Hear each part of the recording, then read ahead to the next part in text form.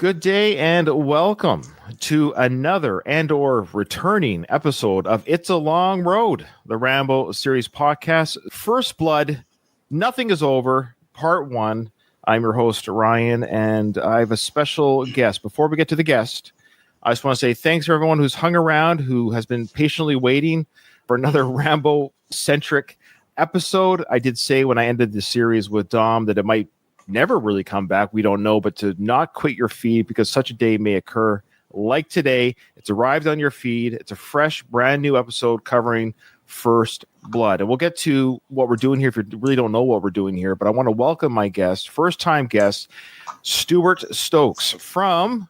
I am originally from Ireland, but since turning 23, I moved to the United States, moved to New York in search of a job, which I did find. After 10 years of living in New York, I moved to New Jersey.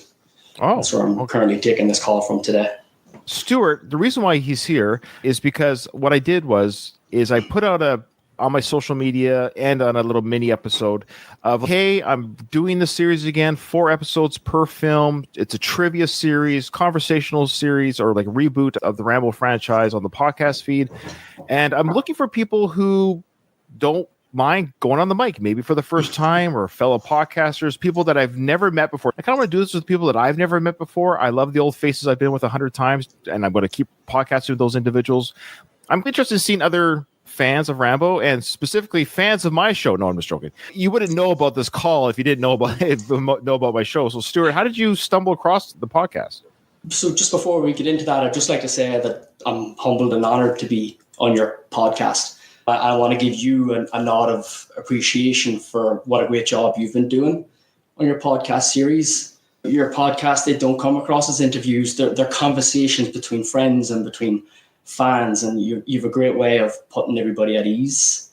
I'm going to break that streak today with you. This is my first podcast, so please put me at ease. Yeah, that's great. This is very, quote unquote, brave of you. Not very many people are willing to show their face and have their voice heard. Congrats to you for taking this on and actually being the debut episode of this reboot. How do you feel to take on that mantle? Yeah. I'm very nervous. I've been very nervous about this, but also very excited and looking forward to it. Just back to how I found you. Everybody has their own criteria for what makes a good podcast, and I'm a big fan of podcasts. And after 30 years of watching the Rambo franchise, I was searching for more content. And I thought, surely somebody out there has done a podcast on Rambo. And sure enough, I type it in and I find your podcast. And what do I find? Not just one podcast per film, but 12 podcasts per film. By the time I had found your podcast, you were already about halfway through Rambo, the 4th film. So you were like 40 odd episodes in already. So not only did I find the content I was searching for, I also found a lot, and I had a lot of catching up to do. So did you watch in order? Did you just start at the beginning, or did you... I did, yeah. That's how I am. If I find something, when something has preceded it, I have to start at the beginning and follow the story all the way through. Yeah, the story arc. This podcast, look, it started, we always joked about Dom and I, like, it started very serious with my interview with David Morrell, the author. Yeah, that was amazing, by the way. Oh, thank you. Yeah, he was wonderful. And then it nosedived into our Frank Stallone coverage. So I do apologize to all of our dear listeners who had to suffer through Frank Stallone, which is still going, by the way, with my co-host, Doug. Did you stick around for the Frank or no? I did, because I really enjoy listening to you, and I enjoy listening to Dom. And the first episode or two, I was like, what is this trash? What am I listening to? And then I give it another episode, and I was like, this is actually hilarious. This is great content. I still wait for the Frank episodes. Do you think anyone is doing what you're doing, where they're like, there's got to be a Frank Stallone podcast out there? There's got to... I wonder. Okay. There's always somebody for something. That's actually true. Look, people find this show, and I want to say to all the dear listeners, all the episodes haven't been booked yet. I've had some great people have already reached out. Ideally, it'd be nice to have 40 different people. Or is that right? No, my math was totally wrong there. What am I doing here? 20. Yeah, 4 episodes, 5 films. It'd be really great to have 20 different people, 20 different voices, male, female, short, tall, small, old, young. It doesn't matter. I'm looking for whoever is a fan of the films and obviously listens to this podcast. So, Stuart, today you're showing the listeners what it is it's going to be. We're going to figure it out as we go. There's no real format other than, yes, we are drawing from, this is the whole point why we're rebooting this, from the Rambo trivia book. So here it is. Again, you can buy this now. It is available on Amazon. So even if you're playing along at home and you're going to get the answers, I really want everyone to buy a copy. I know I'm plugging this because Rocco, oh boy, I had his name written out. I wish my co-host from the One More Round podcast was here, Kyle Mushreddy. Oh, I'll get it, Rocco. Now I just call him Rocco. He's a teenager now, but he wrote the Rocky trivia book when he was like 10 or 11 years old, and now he tackled this one. It's fantastic. I haven't looked ahead at the questions. Well, I did a few for this episode just to get an idea of what are we into. I don't know the answers to the ones I didn't know. I didn't cheat. I probably will get the lowest amount of points compared to my guess. I'm not very good at trivia, but the idea of the trivia too is, one, to support Rocco. You can get this book on Amazon. Two, the questions will elicit conversations. Just be quick little, what do you think of that scene or that moment that the trivia question asks? It doesn't necessarily go in order of the film, which I kind of like. And for those who don't know, I actually did write the foreword to the book. So that was an honor of mine that Rocco asked me to do. Actually, no, he didn't ask me. I just did it. No, I'm sorry. Rocco asked me, and I was very humbled to do it. So anyways, that's the format.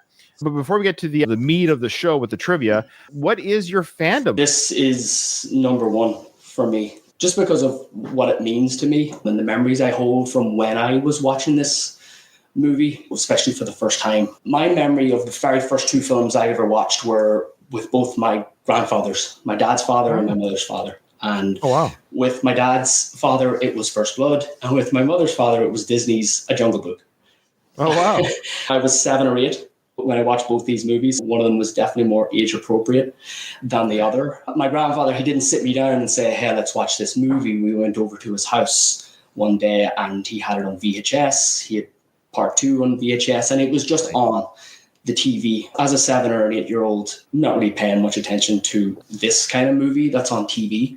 Right. If it's a cartoon, sure, I'm all in. But it was the cliff scene that I noticed. And once I seen him make that jump, I was hooked. I sat myself down in front of that TV and I watched that movie until the end. And ever since then, I was hooked. That is a moment that does stick with you. I saw the movie about the same age. I was about 8 years old when I saw it for the first time. I'm old. I saw it when it was new on VHS. I was about 8 years old when I saw it too. And yeah, that scene is indelible in your memory. Just, whoa, there's a dude falling off a cliff. And it's the freakiest, craziest stunt ever. I love it. Yeah, those VHS tips I spoke about, we still have those. We still have them at home, so we can call on them anytime we want. I almost want to dig out an old VHS player, put them in and see what differences there are to watching it, a VHS from the 80s to watching it today in high def. Oh, yeah, that's cool. You never know when we're going to lose the internet. So, yeah, hold on to those. You're right. But, yeah, just more on the film and the franchise itself. It's so rewatchable to me. And it's also familiar to home as someone who doesn't live where they grew up anymore. That movie is familiar to me. The scenery is beautiful. That opening scene where Rambo's coming down that winding, steep dirt road with the trees behind him, it reminds me of a similar type road close to where I'm from at home. As I watch these movies more and more, I get more out of them every time I watch them. I spoke about the cliff scene, and that was what hooked me in. It was an action movie with really cool stunts. That's what brought me to it as a kid. But as I watched it more and more, and as I get older, I see it for those things still, but I also see it as this tragic drama. Rambo, he's such a complex character, and so much happens inside his own head that we're only left to assume what he's thinking. And he's remembered as this killing machine. And rightly so, because I looked it up. He's killed almost close to 500 people in the movies. And as you know, in First Blood, no spoilers here because this movie's over 40 years old. Oh, yeah. He kills one person, and that was an accident. So, the intent wasn't to kill, it was to deter, you could argue, yeah. Unfortunately, the Rambo franchise is seen as a bit of a joke. And I get that because the sequels are fun. But if you take First Blood for what it is as a standalone film, it's a top tier film. Like, it never gets any less thrilling for me, this film. In the case of First Blood, everything's real. There's no green screens. There's no trickery. I often think about older movies or movies that I've seen as a kid. If I was watching them now for the first time, would I still think they're as good? And in the case of First Blood, absolutely, 100%. When my wife and I were in hospital when she was having our youngest son, that first night, we were all kind of winding down for the night and we jumped into bed and I turned on the TV. And the first thing that came on the TV was, you guessed it, First Blood. It was only 10 minutes in, although it's not the first movie that my son has watched because he was less than a day old, but it was the first movie that he was in the presence of. They talk about coming full circle in the franchise, talk about coming full circle for my grandfather, for me, for him. Now, were your grandparents still alive during that time? Like during that? My grandfather, he passed away in 95. So that's the only way I have of understanding what age I was whenever I watched that movie, because it was with him. He was alive. I was born in 87. So at the oldest, I was 8. I don't know about things like this sometimes. I wonder, but you always wondered, was that his little message to you with holding the baby that, hey, I'm here with you still. Congratulations on the baby. I am spiritual, but I've never thought of that. So yeah, thanks for that. Oh, you're welcome. That's what I do. Hey, this heathen over here, sometimes I say good things. No, that's really great. I love it. See, this is what I love about these films and talking to people. I love hearing other people's experiences and what it means to them. And the Venn diagram of how we feel about the films is always fairly much spot on, but what it means or why it means to us, what it means to us is always very unique. I love hearing like why it means to you, what it does, and when you first saw it. And it's great. And to answer your question, I have a few kids that you probably, I think I've talked about my kids on the show, on the podcast. We watched the Rambos and they do love them. Speaking of First Blood, yeah, when they watch First Blood, they're not bored. They're not like, where's the CGI? They love the quiet moments. They love the intensity. And of course, when the cliff jumping scene comes out, they all did the same thing. They're like, what the world? and they're savvy enough. Kids are kind of fun now because they know that there was a world before CGI. They recognize, or they even know that CGI is not quote unquote real. It could really look good. It could really enhance the story. I'm not anti-CGI. I always say Lord of the Rings and Harry Potter, like Lord of the Rings and Harry Potter. Those are films where you needed CGI to tell the story. Like you needed extra stuff to tell the story that's in the books. But if you don't rely on CGI for the story, it can really enhance it. But what I like about these early films, the kids actually recognize when there's no CGI. In a weird way, they find that thrilling. It's like a reverse. Like when you and I saw CGI for the first time, we were kind of, whoa, Terminator 2. Right. It's so crazy that the Terminator did that weird metal thing. Like we were blown away by it. But kids are reversed now. When they see real stunts and real aesthetics, they're like, wow, that's cool. Those are miniature models. I can't believe they took the time and effort to do all that stuff. So it's kind of funny how it's a reversal now. Yeah, that's amazing. That's great insight there. How old's your little one now? My youngest, Jude, just turned 1 a few weeks back, and my oldest, Dean, turns 4 next month. There you go. Oh, you got your hands full, buddy.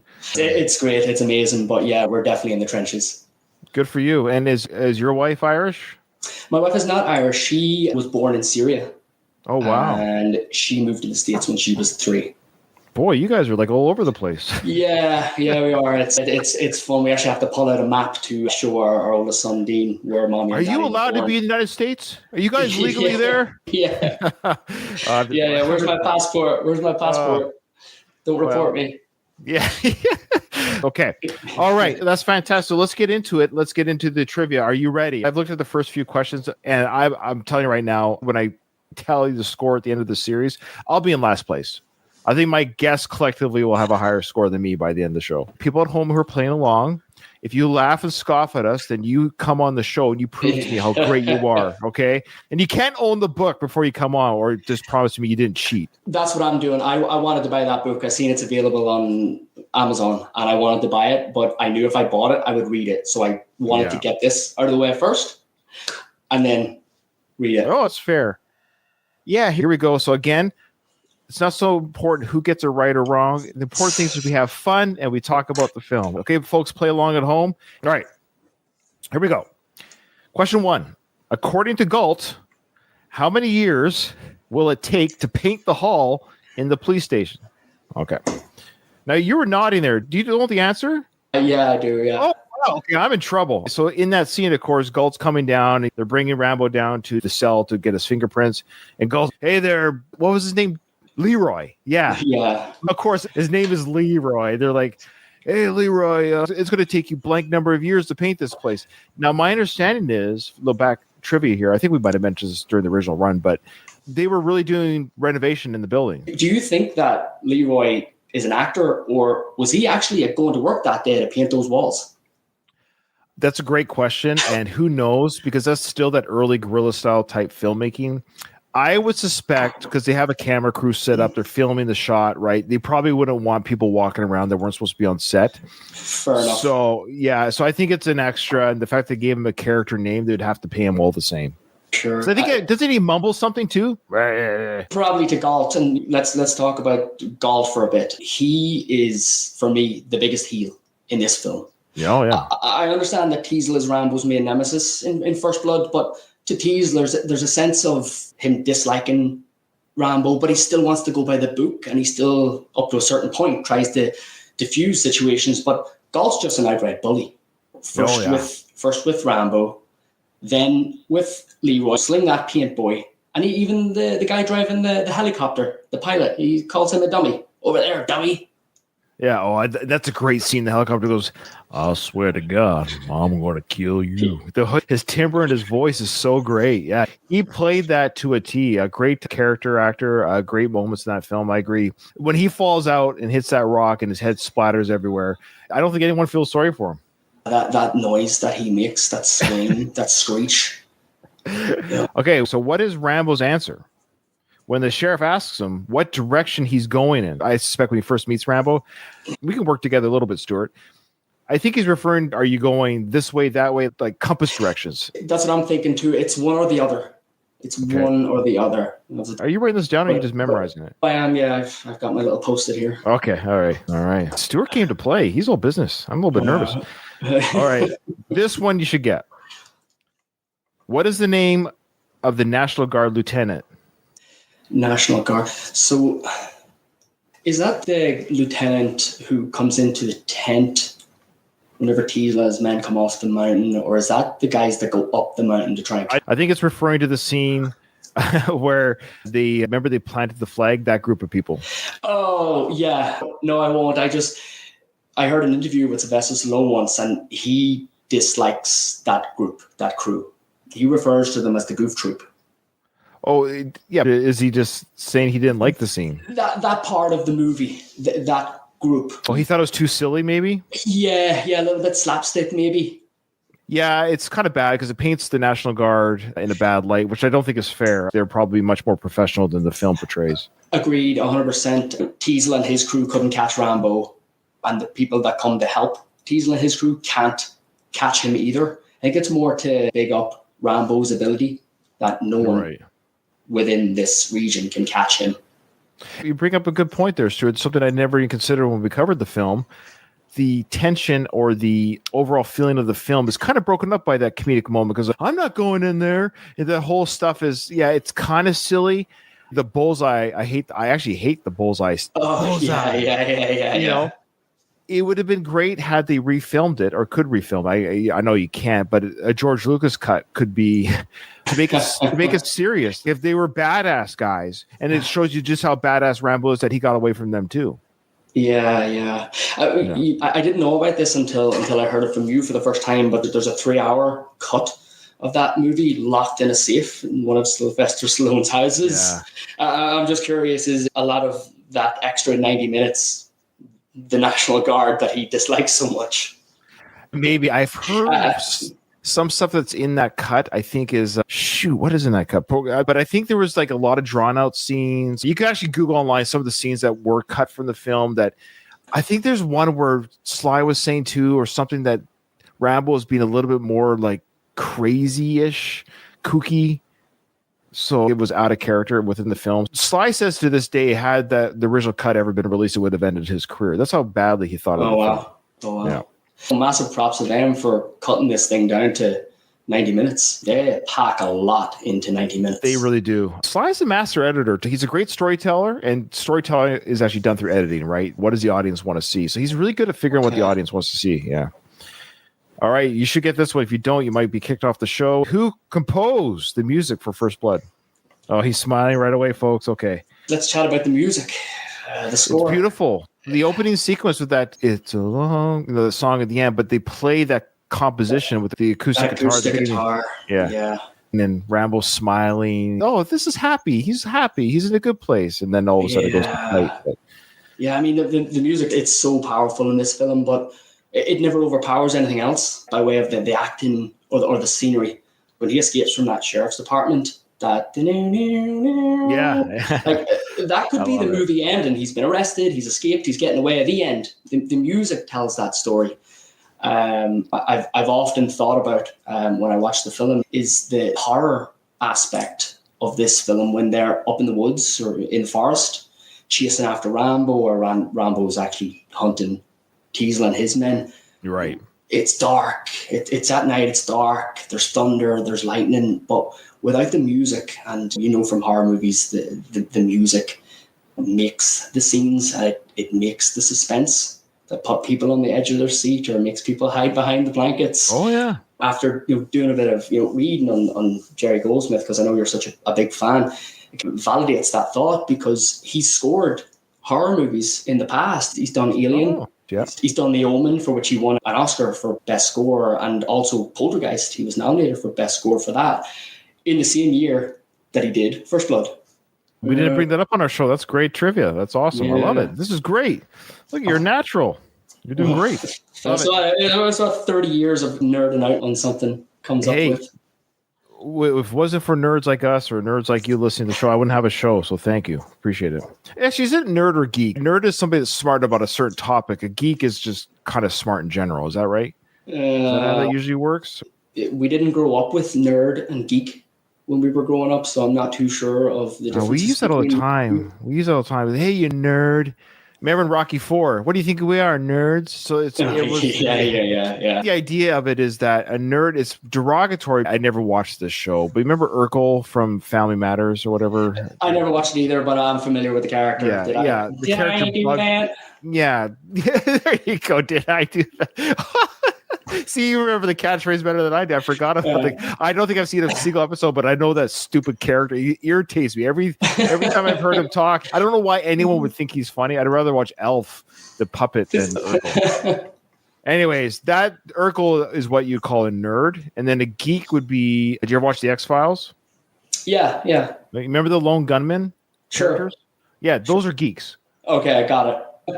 I think there's something new every day. Every day. I could be wrong. Tell me if I'm wrong, audience, in your comments. Okay. All right. This is sort of a trick question. So the question is, what is the first thing that Rambo collects in the forest? That might be the key word. In the forest to ensure his survival.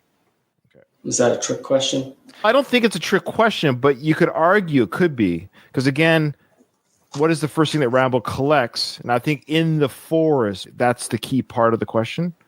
Out of the scenes in the forest, they're amazing. They do such a great job of showing us how better equipped Rambo is to survive. When he's moving through that forest, he's so fast and agile, whereas Teasle and his men, they're slow and almost stumble over any obstacle that comes up against them. Yeah, my kids, when we saw that scene for the first time, my kids were like, "Oh, I see him. He's right there. He's in the top." They're trying to find Rambo. Like the Where's Waldo, what he'd see. They're trying to figure out if they could spot him before he revealed himself. It was kind of fun. They caught the tree one. They caught the overhead one, but they didn't get the other ones. Like, how does he hide like that? Yeah, the one where he's lying low in the bushes. Yeah, it's hard to see him in that one. The other one where the National Guard are starting to come up the rocks and the rivers going down, and he's hiding behind the rocks. And there's maybe, 10 or 20 feet of rock that he could hide behind. I never know where he is. I've seen this movie countless times, and I can never find him. I make a game of it myself. I'm like, he's behind that rock. No, he's not behind that rock. Yeah, that's a great moment too. They all think they're hunting him, but no, he's hunting them. Yeah, he's the one hunting them. I love it. All right, this one's tricky. According to Troutman, what will be on Rambo's tombstone? I'm not going to write it all down because I'm going to verbalize the answer on this one because it's a quote. I think if we hit most of the points, it has to be verbatim. I can probably remember part of it, but with Troutman, if he wasn't a colonel in the army, he should have been a boxing promoter or something. how he promotes Rambo through this entire franchise is second to none. That's great. I love it. Yeah, we can switch the role. Did you watch the Rocky films? Did you watch the Rocky films? Oh yeah. Well, I seen Rambo first, and then because of Rambo, dived into Rocky. Yeah. Well, I don't know if you listened to the Rocky series that I do. The same way we covered Rambo, I'm still doing with the Rocky series right now. There's a character course in part 5 that we're covering. George Washington Duke, the promoter there. So it'd be funny if you switched. Imagine if you made George Washington Duke. He's the Colonel of First Blood, and then you made Troutman, George Washington Duke's character in Rocky 5. That'd be hilarious. That's fun. Yeah. I love it. Yeah, Troutman was great, of course, played by Richard Crenna. Incredible performance. Every dialogue that he gave is just classic 80s. I love it. Bring a lot of body bags. I just love the dialogue because I'm trying to envision these conversations being real. And boy, this guy, would you stop with the quips? Every time you end something, you're ending with a quip of some sort. But I love it. It's a perfect delivery by Crenna. Okay, number 7. Name one of the police dogs that is trying to locate Rambo in the forest. I don't even have a guess on this one. I forget the names. There's 3 of them. I think he refers to them all as girls, if I remember correctly. The one thing I always remember about those dogs growing up is that they can eat and run at the same time. Yeah. I remember questioning that, going, why is that so impressive? I tried it myself, like I could eat and run. I am a dog owner. My dog definitely loves to eat. I think the idea Same, yeah. Like animals in general, I think humans might be the only ones that really don't. And maybe you could argue monkeys swinging through trees with a banana. What I'm saying is most animals are stationary when they eat. This is normal. You're in place. You're at the dinner table. You're eating. The dog's in the dog bowl. They're eating. So the idea that your dog would have a dog treat and run while it's chewing, I guess that is weird. You never see a dog chew and run. That's a good point. Yeah, they'll put it in their mouth. They'll run. They'll stop. They'll stop when they want to eat. Yeah, you're right. So I'm not a dog expert. So I think the idea when he says they can eat and run, he's saying these are special animals that, unlike most dogs, they're so focused on their task that they will eat and run at the same time because they got to hunt first and eat is secondary. Yeah. Okay, that makes sense. But I don't think they do. I think he's just trying to make a metaphorical point. How great! Right. Yeah. Well, he loves those dogs. That's clear to see. Yeah, I admit the dog killing is tough, but the way I wrap my head around that is it's kill or be killed. I don't think he personally took pleasure in killing the dogs. I think he probably took more pleasure in killing humans than dogs. But if he doesn't, he's going to get mauled and or caught. Sure. 500 people, 3 dogs over 5 franchises. That's right. 3 dogs and 1 boar. Oh, yeah, the boar. Yeah, Which could have been a rabbit. I know. I don't know why he had to kill 1 month's worth of food for the one night. Maybe he thought he might have a few nights hiding. So fair enough. Do you know what? One of my good friends told me, and I believe it came from his dad. It's get it now because you never know when you'll get it again. Or take it now because you never know when you'll get it again. That's my lovemaking philosophy. That's probably why I have too many kids. Okay. All right. I don't have an answer for the dog. I got to think. Okay, I'm going to go with this answer. I think it's something close to it. Okay. What are the sheriff's instructions to the National Guard when they are trying to locate Rambo? So they're looking for Rambo. Teasel goes on the walkie-talkie and says, ba-ba-da-ba-da-ba-da. Okay. Now, this one I don't remember, but you might. What beverage does Teasel order when at the bar with Troutman? I feel like I know what Troutman was drinking, but I'm going to guess. Yeah. What did you think of that scene in the bar? I absolutely love the relationship between Teasel and Troutman, or the chemistry between Richard Crenna and Brian Dennehy in this film. Every time they interact with each other in the film, it's just amazing. Yeah, powerhouse actors for sure. Yeah.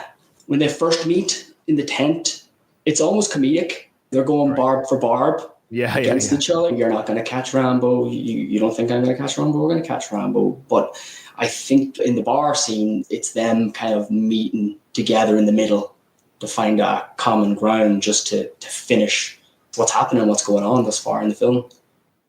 There's a nod to the book where Teasel asks Troutman, if you had found him, what would you have done? Give him a big warm kiss or hug or whatever? Or would you have blown his brains out?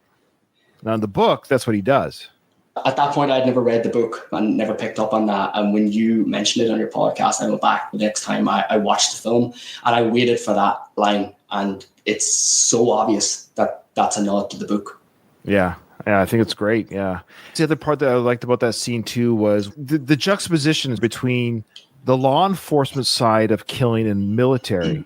In the military, for example, in war, this basic war, you have a soldier versus soldier. You're authorized to kill. There's no questions. Like, you don't talk the enemy off a ledge. When you're in a battle of nation versus nation, the majority of the fighting is just you shoot and ask questions later. There's the enemy, downrange, fire your weapon. They're in sight, you fire the weapon. In police force and police work, they don't do that. They're not supposed to do that. Meaning, you talk, you figure it out. What is the escalation of force? All that stuff, right?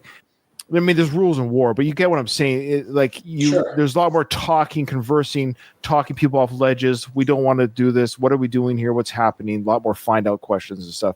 That's what Troutman kind of picks at Teasel a little bit, saying, boy, if it wasn't for that badge. And Teasel's like, yeah, I wanted to kill that guy. I wanted to kill a guy never killed. Had it been war, right, soldier versus soldier, because he was a veteran of war. He's a veteran of the Korean War. So that was still in his blood.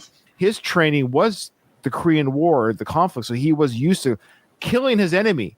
But Rambo is this weird situation where it's an American citizen. It's his enemy, but he's now in law enforcement. You can't just kill him that way.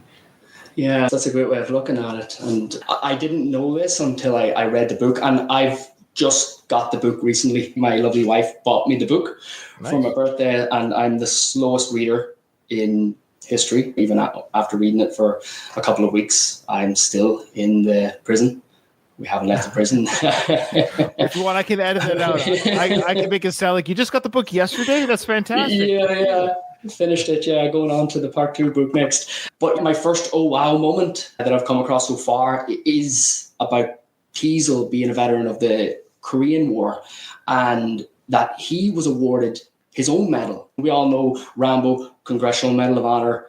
Teasel was awarded his own medal, and if I remember, it's a cross. But whatever it is, David Morrell in the book tells us that it's the second highest medal that can be awarded to a service member. And of course, Rambo has the highest. So when I read that in the book, I say to myself, this makes so much more sense now about how personal this battle is for Teasel against Rambo. The book really heightens. I think it's worth reading for everyone, because we see in the film, we just think he's got a bone to pick with this veteran, but he sees the whole thing. He thinks the Vietnam War is a farce, that it was a crooked war. Like the Korean War is more honest. Then he sees it's sort of competition. He's a younger kid compared to him. He's got better wars. It's a bit of a pissing contest between soldiers. Absolutely. Sure. Agreed, 100%. Yeah. Last question. I think we're going to end with an easy one. The police station is decorated for what holiday? All right. The police station is decorated for what holiday? What is it? Valentine's Day? Yeah. Okay. Are you ready? I got the first one wrong. I'm ready.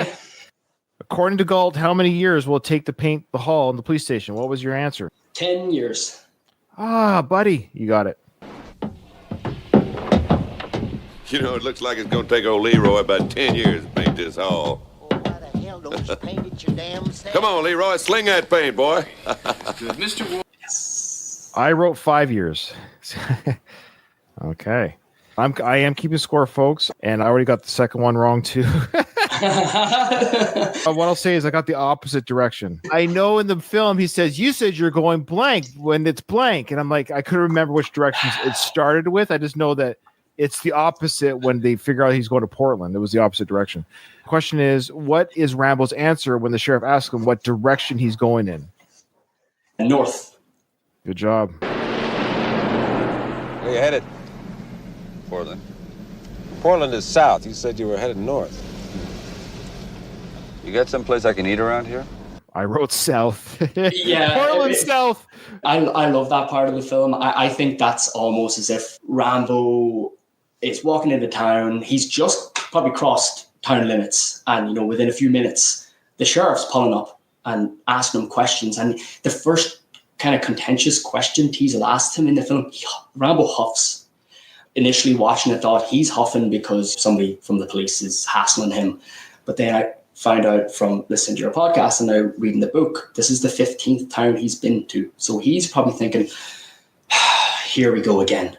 Yeah. So he's up for the battle initially, straight from the get-go. And where are you going? Portland. Oh, Portland's decided a few said you're going north. I don't think Rambo knows where he's going. I think he's just trying to be contentious to see what buttons he can push with Teasel. Yeah, the book makes it clear that Rambo's not as innocent as we think he is. And I understand they make him more sympathetic in the film. That's fine. But in the movie, yeah, you'll see more in the book. Both are equally at fault in the book more than the film. So, okay. Yeah. That makes sense. He's an anti-hero more in the film than the book, for sure. What is the name of the National Guard lieutenant? Clinton Morgan. Bang on. I got it too. It's a great scene because I just love the way the actor delivers that line. This is Lieutenant Clinton Morgan. All right, Rambo! This is Lieutenant Clinton Morgan, National Guard leader. Now I'm giving you just 30 seconds to come on out. The way he enunciates his name. Why do you say that? Like Rambo's going to know who you are. Oh, I gotta come out. It's Clinton Morgan. That guy. It's that Lieutenant Morgan. All right. Clinton Morgan. Yeah. I'm giving you just 30 seconds. And that is the military way to say time, by the way. Is it really? Yeah. I'm in the Navy. Don't at me, folks. I'm a softie compared to Rambo, but I am in the Canadian Forces here in Canada. But that's how you say time or number. So if it's like 300, you don't say 300, you say 300. Oh, okay. Got it. Yeah. Well, yeah. No, thank you for your service. Oh, thank you. I appreciate that. 3 more years and I retire, brother. I'm out in 3 years. My 25 years is coming. Yeah. Good luck. Thank you.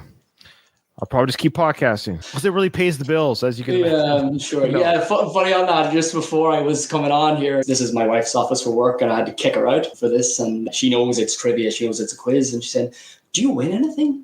You win a prize? You win?" Yeah, $50,000.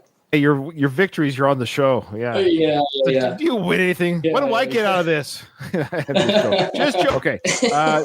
I got this one wrong, and I've got an issue with this answer. Boy, Rocco's playing hard. The question was, what is the first thing that Rambo collects in the forest to ensure his survival? Did you get Clinton Morgan? Oh, yes, I did. You did. Yeah. What is the first thing that Rambo collects in the forest to ensure his survival? What'd you put? I'm worried that this is kind of like a trick or whatever, but it's fine. I think it's the canvas.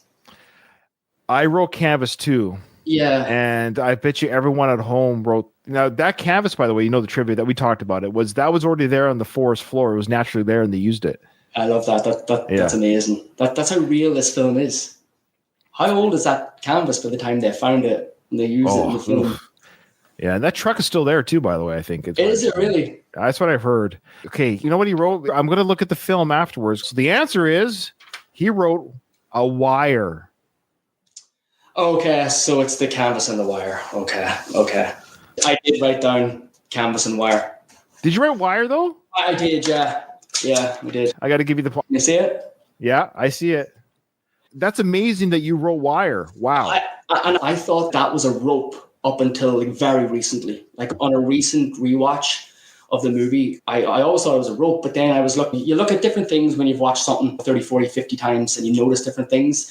I just noticed that the way it was hanging, it didn't hang like a rope. It hung like an electrical wire. Cable. Good. That's awesome. Good catch. Wow. Good for you. Okay. According to Troutman, what will be on Rambo's tombstone? I'm going to let you say it first before I look. You don't have to get the exact. You don't have to get the exact wording, but what is it? Basically, he says will be. Here lies John Rambo, survivor of countless excursions behind enemy lines, winner of the Congressional Medal of Honor, arrested for vagrancy in Jerkwater, USA. That's going to look real good on his gravestone at Arlington. Here lies John Rambo, winner of the Congressional Medal of Honor, survivor of countless incursions behind enemy lines, killed for vagrancy in Jerkwater, USA. Yes, Jerkwater, USA. Love it. Good job. I love that part. Just to finish it off, Jerkwater, USA. Yeah, I love that. Don't give me that crap, Troutman. And he's mad because his guy didn't win or something like that. The best guy lost. Yeah, the best guy. Oh, I freaking love that scene. The best guy lost, and he doesn't like it. So here's the exact quote. I think you got it bang on. Wow. I think you got it bang on. Here, I'm reading from the book. Here lies John Rambo. Go read it out. Yeah, here lies John Rambo, winner of the Congressional Medal of Honor, survivor of countless incursions. Good job. Behind enemy lines, kill for vagrancy in Jerkwater, USA. Wow. We both got the point. I have a knack of remembering things like that. That final scene where Rambo breaks. I don't know it word for word, but I do remember a lot of it. I do remember so much of that final scene because it's almost the build of the movie. I know that when Rambo gets into the town and the action scene of him blowing up the town is the huge payoff for everything that we're building towards. But that final scene is really the big payoff of the movie for me because he doesn't speak a lot in the movie. And it's in the final scene where he explodes verbally. He starts off with being really angry, talking about the people protesting him and spitting at him and not being able to hold down a job. And then it descends into depression when he starts to tell stories about his friends. Listen, I wasn't even born whenever the Vietnam War happened. Right. I wasn't even born when First Blood Part 2 came out. I'm not American. I'm not connected to any of the countries that were involved in the Vietnam War. But that speech that he gives, that makes me care about people's experiences. It's heartbreaking to listen to, and it's so real. All the stories that I'm sure you know this, but all the stories that he tells, they're all real stories. He went to veterans of the Vietnam War and talked to them. The story about the shoe shine box, that's real. A soldier wanting to take a trip to Vegas when they get back from the war, that's real. Even Troutman's actions during that scene. Him and Rambo have this great father-son relationship, but it develops over the course of the franchise. We don't really notice it too much in First Blood. Certainly Rambo probably doesn't even see it too much in First Blood, but as Troutman's listening to Rambo break down, he still keeps that professional, superior officer approach. But you can see Troutman's lip quiver. He's moved by what he's seeing. And part of me was like, would you put your arm around him or hug him or say something? But it was something that you said that really clicked with me. He says nothing because when's the last time that he spoke like this? Probably never. So by not saying anything or not doing anything, he's doing Rambo a service by just letting him get everything that's inside his head out.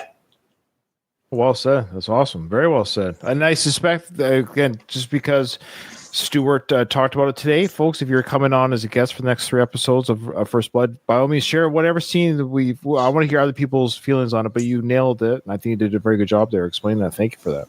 Yeah, I hope I didn't spoil the answers. That's fine. Don't worry about that. Okay. Name one of the police dogs that is trying to locate Rambo in the forest. Do you have a name? I do. Maggie. Kill him. Go get him. Go get him, Maggie.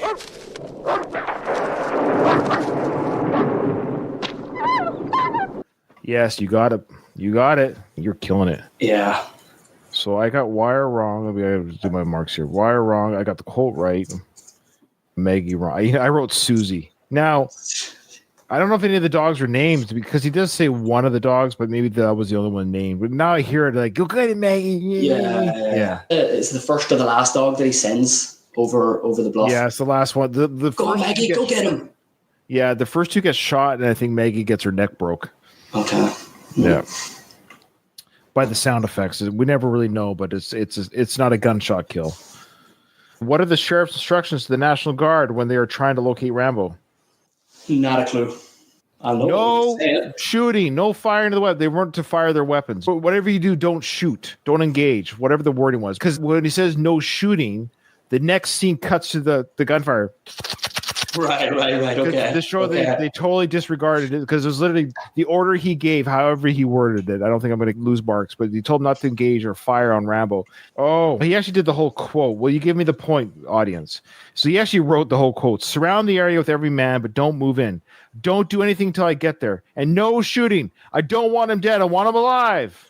Yes, I know exactly where it is. Now listen to me very carefully. Surround the area with every man you've got, but don't move in. I repeat, don't move in. In fact, don't do anything till I get there. And no shooting. I don't want him dead. I want him alive.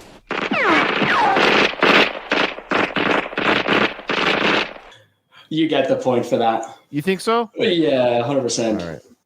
Yeah, because I think that's the takeaway from that is that he told him not to shoot. Yeah. Okay, what beverage does Teasel order when at the bar with Troutman? I know Troutman is nursing a beer, I believe. And I think Teasel wanted something stronger. I went with hard liquor. He needs something stronger. What was your answer? It's Wild Turkey. Oh, miss, would you do this again, please? Oh, sure. And from my friend. You need a shooter. Wild Turkey. It's a shot of Wild Turkey. Oh, my God. What kind of alcohol is that? Do you know? It's whiskey, isn't it? Oh, you're probably right. I'm not really an alcohol guy. I wrote Scotch. Look at the Irish guy getting something right on whiskey. Hey! Yeah, you probably eat potatoes too, don't you? Love my potatoes. There you go. I love potatoes too. You're bang on. A shooter of Wild Turkey. Shooter. Yeah, that's what he calls it, a shooter. So I said Scotch, which is if I would have even got half a point, but see, it's the wrong type of drink. All right, fair enough. Yeah, it's in the same family. Give yourself a point for that. No.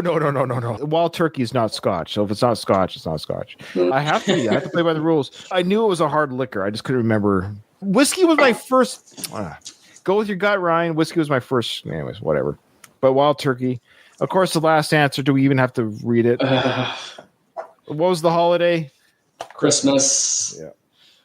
Is it a Christmas movie? Is it not a Christmas movie? I want to say this about the Christmas movie debate. Rambo, you could take everything out of the film. Christmas related, it wouldn't matter. Like you could take away the decorations and that's it. The film stands on its own. I don't even believe anybody mentions Christmas in the film. But even if they mention it, even if they said, I can't believe they're shooting like this on Christmas Day. You could take that out of the film and the film would still be a film. Now, this is where it gets debatable with Die Hard because it centers around Christmas. It's a Christmas party. So so that's where it gets tricky because if you take Christmas out of Die Hard, how much of the film is remaining? It's a holiday Christmas party. It just could be a normal Christmas party. That's a really good point. Yeah, just because it happens at Christmas or around Christmas doesn't make it a Christmas movie. Lethal Weapon's a good one too, where it takes place at Christmas. Right. But it's for me a Christmas film. When it gets down to it, when I watch a Christmas film, I want to feel the Christmas spirit. Yeah. That's it, folks. That's how it works. This is part 1 of 4 for First Blood. Nothing is over. Stuart, is there anything you want to plug or anything you want to share? Yeah, I do actually. I want to plug something for my brother, who also has a great name. His name's Ryan. Oh, great. It's an Irish name too, I think. Yeah. So Ryan has his own company where he custom makes wrestling belts. Started off as a hobby. Growing up, a wrestling belt, saved up for so long to get it, had to be shipped all the way from the US. So you could imagine how expensive that was to, a 14-year-old kid at the time. And it doesn't come on real leather, but I had it for 10 years or whatever. And we make our way to the States. The belt comes with me.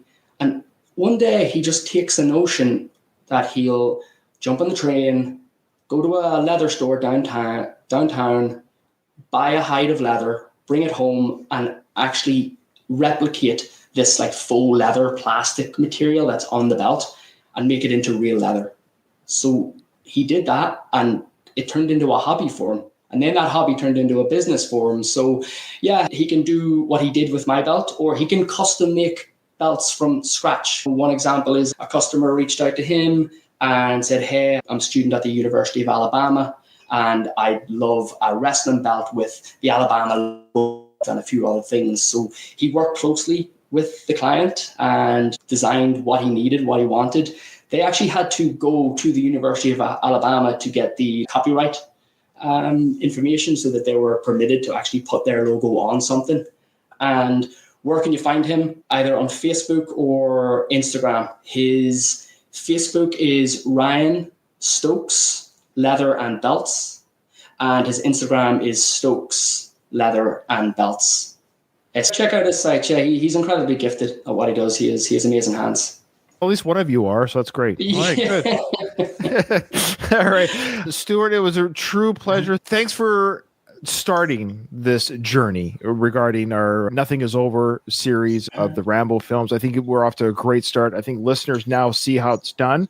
If you think you have what it takes to be a guest on the show, send me an email, again, via the show notes, and let me know why you think you're good to be a guest. I think First Blood is pretty much booked at this point. So just tell me that you're good to go to be a guest. It doesn't matter which film, because it's just going to be a matter of scheduling. So I don't really want to promise anyone any films at this point. So it's just you'll get in when you get in. So the first 20 or 19 people from this point on get in type thing. Yeah. But if no one answers the call, I think I might call on people like Stuart to come back if you're willing to come back. I'd love to come back. I'm so happy I was able to sit here and chat to you about a film that I love so much. There's so many fond memories from my childhood and just throughout my life. Thanks for giving me the opportunity to do this. Oh, it was absolutely my pleasure. You were great. You're fantastic. You're a natural, my friend. Other than the accent, you were perfect. So, all right. I did try and slow it down a bit. Oh, you're fine. Yeah, I talk fast too, by the way. It might be a Canadian thing. I talk fast all the time. And I'm like, does anyone listen to me at 1.25 or 0.5 speed? Because I talk fast. All right. Thanks, everyone. Thanks for listening. This has been a lot of fun. But with that, though, this episode is over. Nothing is over. Nothing. You just don't turn it off.